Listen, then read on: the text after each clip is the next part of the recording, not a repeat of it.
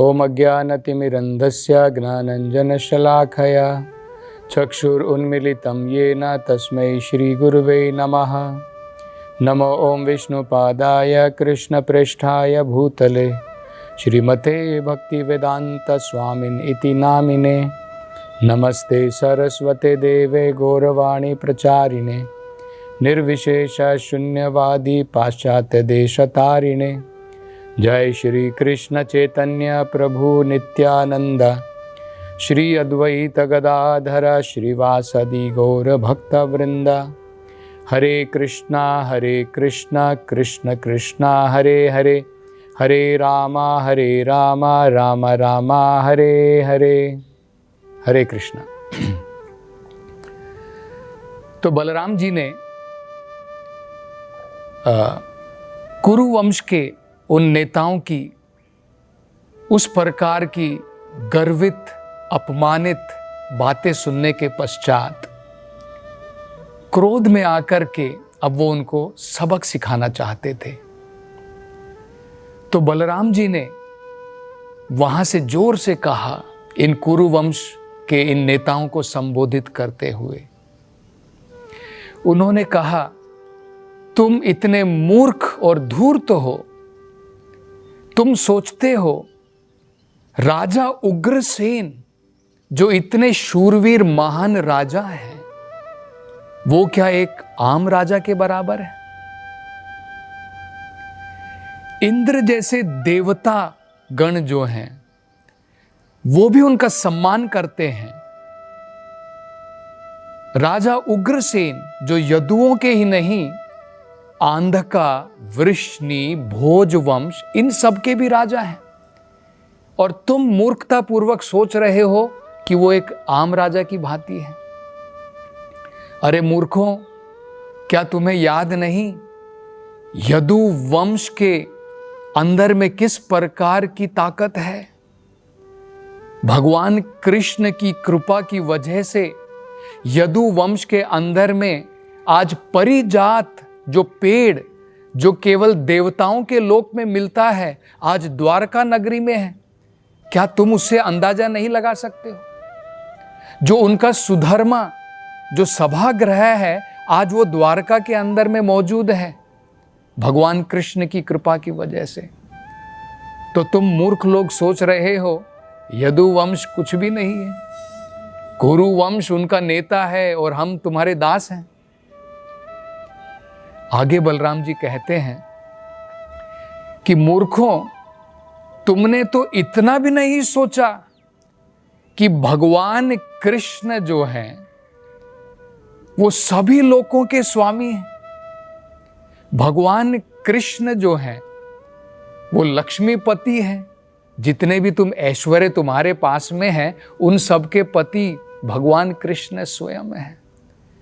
और तुम्हारे अनुसार भगवान कृष्ण जो इस सारे सृष्टि के स्वामी हैं, जो लक्ष्मी के भी पति हैं, तुम्हारे अनुसार ये राज चिन्ह उन्हें प्रयोग नहीं करने चाहिए?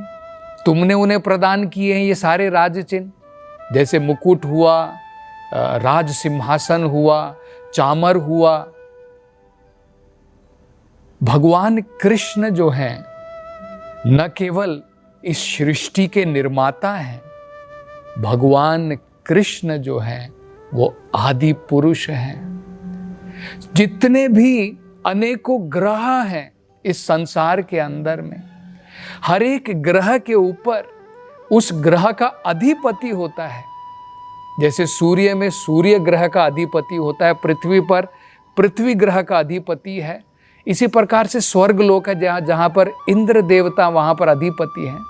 ये सारे अधिपति, सारे ग्रहों के अधिपति नमन होकर के भगवान कृष्ण को प्रणाम करते हैं, उनके चरण कमल की वंदना करते हैं।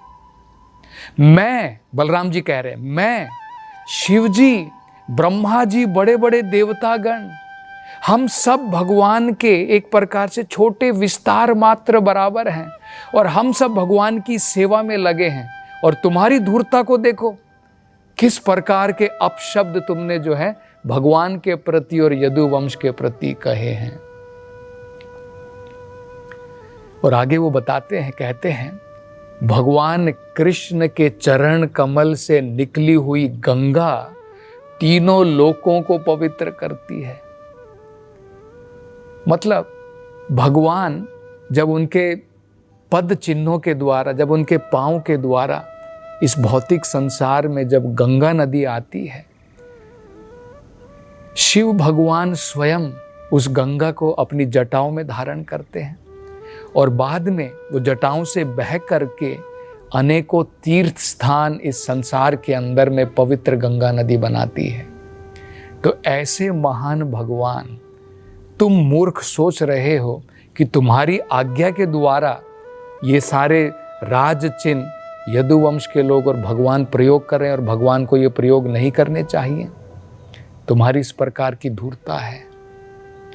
तो जब बलराम जी ने इस प्रकार से विचार किया और इस प्रकार से भगवान ने उनको धिक्कारा, तब बलराम जी ने सोचा कि अब मुझे कुछ ऐसा करना चाहिए जिसके द्वारा इन हस्तिनापुर के वासियों को, इन कुरु वंश के जो श्रेष्ठ नेतागण जिन्होंने इस प्रकार के अपशब्द कहे हैं, उनको एक सबक मिल सके।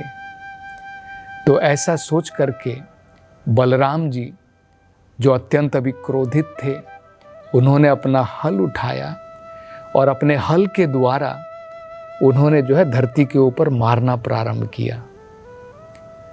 तो बलराम जी जब इस प्रकार की अवस्था में थे तो भागवत में कहा है, ऐसा प्रतीत होता था कि बलराम जी अपने क्रोध के द्वारा समस्त सृष्टि का विनाश उस समय कर सकते हैं, ऐसा प्रतीत हो रहा था। तो बलराम जी क्या करना चाहते थे? बलराम जी विचार कर रहे थे कि अब मैं हस्तिनापुर को धरती से अलग कर दूंगा। तो बलराम जी अपने हल के द्वारा हस्तिनापुर को धरती से अलग करना चाहते थे और हल के द्वारा धकेल करके उसे गंगा नदी में डुबोना चाहते थे। तो जब भगवान ने अपने हल को इस प्रकार से मारना वहां पर प्रारंभ किया तो पूरी हस्तिना नगरी जो है, हस्तिनापुर नगरी, वहां पर जैसे मानो भूकंप आ गया हो, इस प्रकार से डोलने लगी। तो सारे हस्तिनापुर वासी जो है, जब उनको ये आभास हुआ कि कुछ बड़ा भूकंप जैसा आ गया है और उनकी जमीन जो है खिसक करके धीरे धीरे गंगा नदी की तरफ जा रही है और उसमें डूबने वाली है, तो जब उनको इस प्रकार का आभास हुआ तो जोर जोर से सहायता के लिए पुकारने लगे।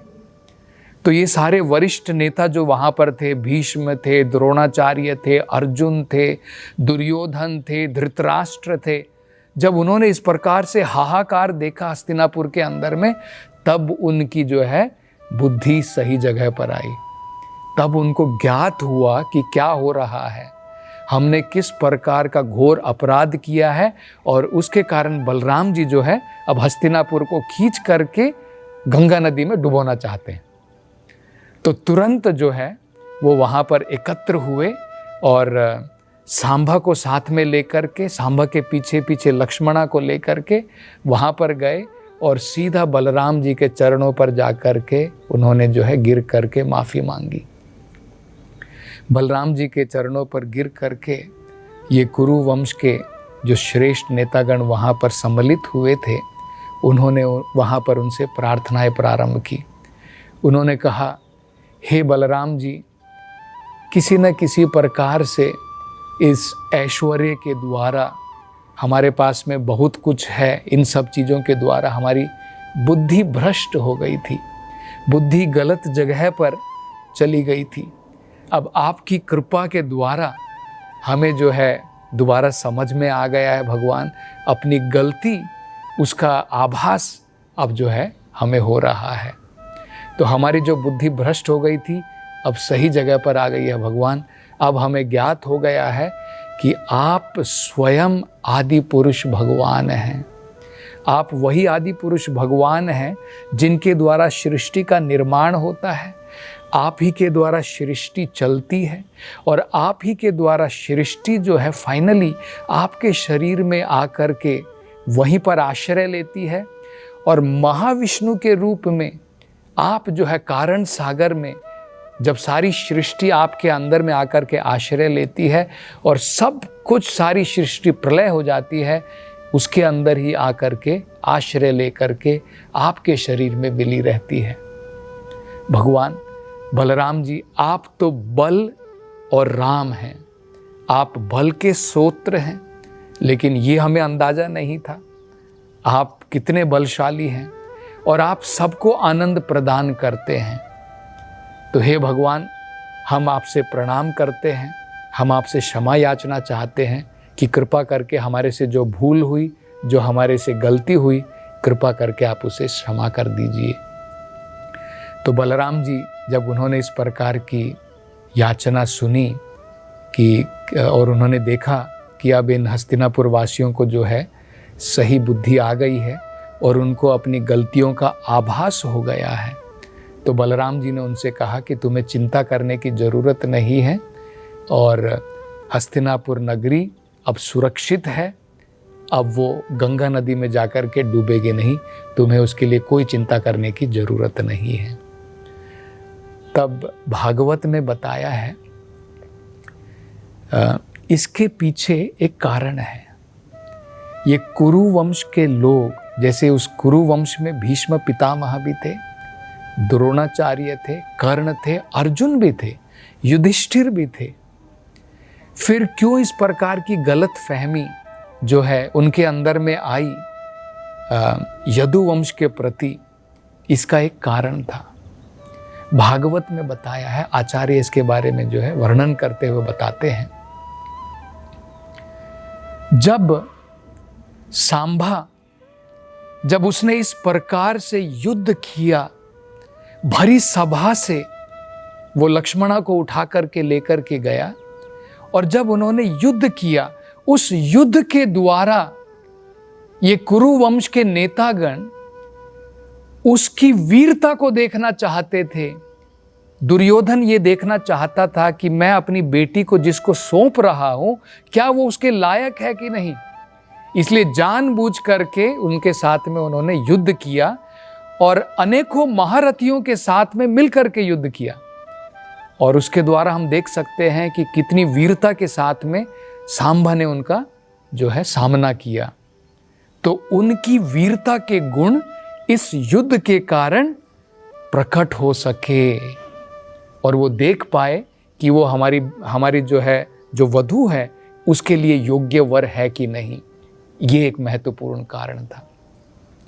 दूसरा कारण था, जब बाद में उनको ये ज्ञात था कि द्वारकावासी चुप नहीं रहेंगे, क्रोध के कारण वो हमारे ऊपर जरूर आक्रमण करेंगे, और बलराम जी जो है वो तो शांति के साथ में समझौता करके इसको जो है सुलझाना चाहते थे, हमारी भलाई के लिए ही आए थे, लेकिन उसके बावजूद भी उन्होंने अपशब्द कहे, क्योंकि वो भगवान बलराम की लीला देखना चाहते थे। वो भगवान बलराम जी की जो है ये श्रेष्ठ लीला, किस प्रकार से भगवान बलराम जो हैं इतने बलशाली हैं और अपनी लीला के द्वारा भगवान जो हैं पूरी हस्तिनापुर नगरी को गंगा नदी में डुबो देना चाहते थे। उस लीला को वहाँ पर जो है साक्षात देखना चाहते थे, क्योंकि बलराम जी का नाम ही है जो सारे बल के उद्गम है। तो उस लीला भगवान ने अपने बल के द्वारा अपनी शक्ति का प्रदर्शन किया और किस प्रकार से जो है अब हस्तिनापुर को वो उसमें डुबोना चाहते थे, वो देखना चाहते थे। और उसके पश्चात जो है जब उनको सही बुद्धि आ गई, तब उन्होंने अपनी गलती मानी और बलराम जी से क्षमा याचना की। और इसके बाद में बड़े ही वैभव के साथ में दुर्योधन ने जो है सांभा और लक्ष्मणा का वहाँ पर विवाह किया, और बलराम जी जो है इस विवाह के पश्चात वहाँ से वापस लौट करके द्वारका आ गए। द्वारका में आने के पश्चात में जब बलराम जी ने ये सारी कथा वहाँ पर बताई, तो सारे द्वारका वासी भी बड़े विस्मित थे कि किस प्रकार से पूरी हस्तिनापुर नगरी जो है इस प्रकार से भयभीत हो गई थी बलराम जी के उस बल को देख करके, जिसके द्वारा बलराम जी हस्तिनापुर को धरती से अलग करके अब जो है गंगा नदी में डुबोना चाहते थे। शुकदेव गोस्वामी जो है, जो उन्होंने यहाँ पर इसमें वर्णन किया है, उन्होंने कहा है कि हस्तिनापुर जो आज दिल्ली नगरी है जहाँ पर हम देखते हैं, वहाँ पर गंगा बहती है। आज जिसे हम यमुना कहते हैं वहाँ पर, वो एक्चुअल में हम देख सकते हैं शास्त्रों के अनुसार वो गंगा नदी है। गंगा नदी जब हस्तिनापुर मतलब दिल्ली से जब वो वृंदावन की तरफ जाती है, मथुरा की तरफ जाती है, जहाँ पर भगवान की अनेकों लीलाएं वहाँ पर हुई हैं, तो वो वहाँ पर यमुना नदी कहलाती है, अन्यथा वो गंगा नदी है। तो यही गंगा नदी जब हस्तिनापुर से निकलने के पश्चात वृंदावन में जाती है, कालिंदी कहलाती है या यमुना नदी कहलाती है, जहाँ पर भगवान ने अनेकों प्रकार की अपनी लीलाएं वहाँ पर की। प्रभुपाद जी इसके ऊपर एक और वर्णन करते हुए बताते हैं कि आज भी हम देख सकते हैं कि दिल्ली में जब कई बार बहुत बारिश होती है तो कुछ भाग जो है हस्तिनापुर का, दिल्ली का, आज भी जो है एक प्रकार से मानो लगता है कि उस पानी में जो नदी जब वहाँ पर अपने स्थान से और ज़्यादा बहने लगती है उस पानी के कारण, तो ऐसा लगता है कि मानो दिल्ली नगरी जो उसके अंदर डूब गई हो।